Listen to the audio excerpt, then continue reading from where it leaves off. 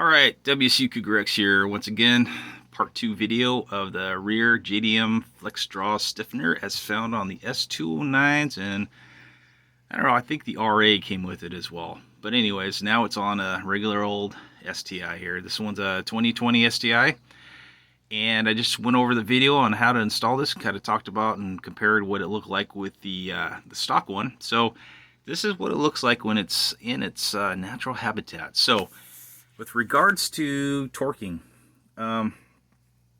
so the middle 14 millimeter bolts there, those are going to be torqued down to 70 Newton meters or 51.62 foot-pounds. Okay.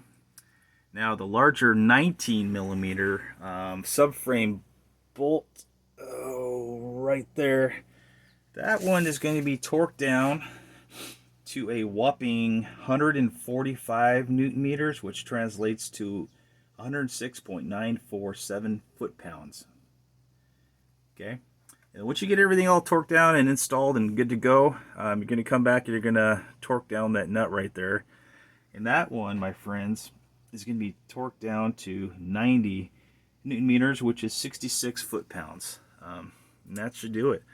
After this little project, I'm going to go ahead and make my way up front to the forward, right there, the forward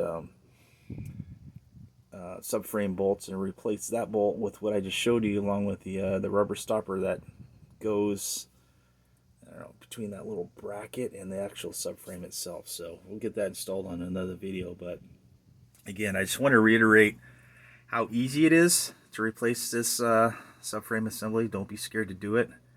I know there's a couple of videos on there, and you know, the one video that I saw, the guy was a little freaked out, but don't be freaked out. As long as you support your subframe, you'll be good to go. So simply what I did was I just took a floor jack with a piece of wood on there on the diff here, and I jacked it up a couple inches. Okay, then I put these two floor jacks right here on the control arm mounts on both sides, and just let it down easy.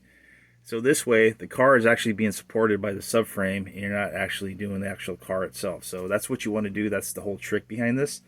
I mean, barring an earthquake, I mean, nothing's really going to cause your subframe to shift as long as you have it supported by the subframe itself. So I wouldn't just use a floor jack, because as you know, the hydraulics can kind of lose pressure as it sits there, and before you know it, the car is going down without even realizing it. So do yourself a favor, just use floor jacks, and I don't know, everything will be good to go. Well, I hope this helps somebody to replace this part without getting freaked out and scared, because there's really no need for that. All right, WCU WRX out.